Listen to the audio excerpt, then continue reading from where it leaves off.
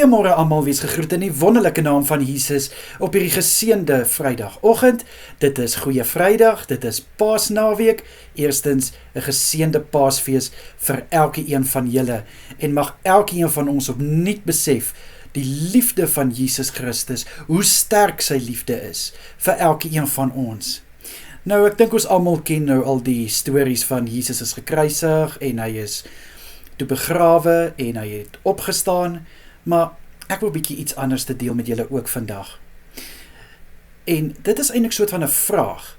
En om mee te begin, sou jy, my boetie Sissa, ja jy, sou jy toegelaat het dat jy aan 'n kruis vasgeslaan word, onskuldig, vir mense wat jy wel ken, maar jy het nie 'n verhouding met hulle nie, of wat jy van weet? Sou jy toegelaat het dat jy geslaan word, so gemartel word, onskuldig, vir iets wat jy nie gedoen het nie?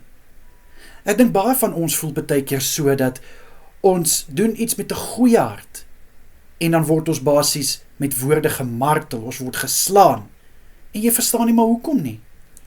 Kind van God, kom ons sit ons bietjie in Jesus se skoene. Hoe moes Jesus nie gevoel het nie? Maar weer eens, dink net daai liefde wat Jesus vir die wêreld het, die liefde wat hy het vir elkeen van ons om nie verlore te gaan nie, maar dat ons die ewige lewe kan hê.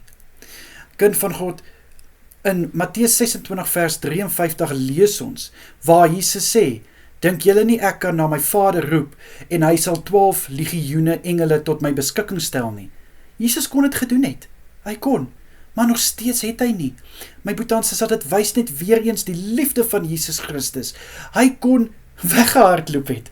Hy kon toegelaat het dat Petrus meer doen as net die wag se oor afsny, ekskuus daarvoor.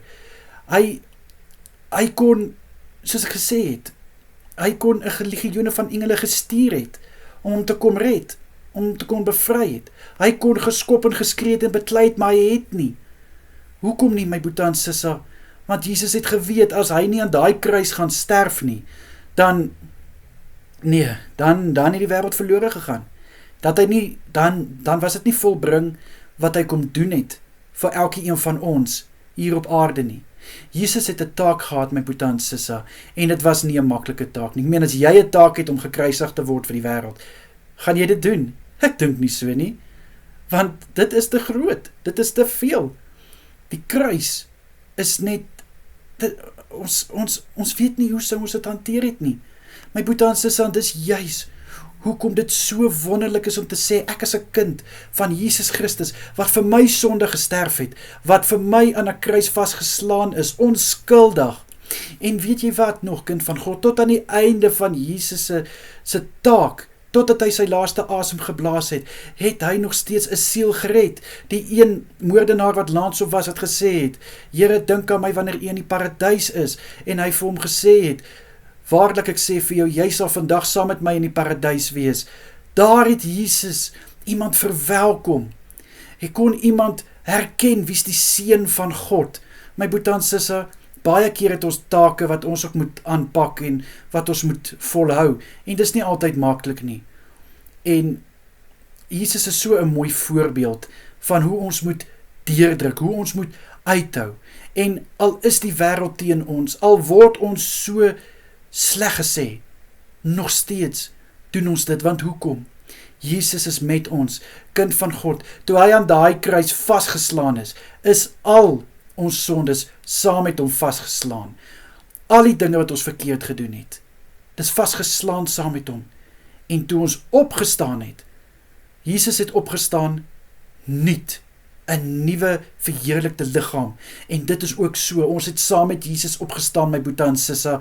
Ons is skoon gewas, ons is uitverkorenes, ons is nuut in Jesus Christus. En my boodskap wat ek vandag het, is dit nie vir jou 'n voorreg om te sê, ek dien hierdie Jesus wat nie teruggestaan het nie.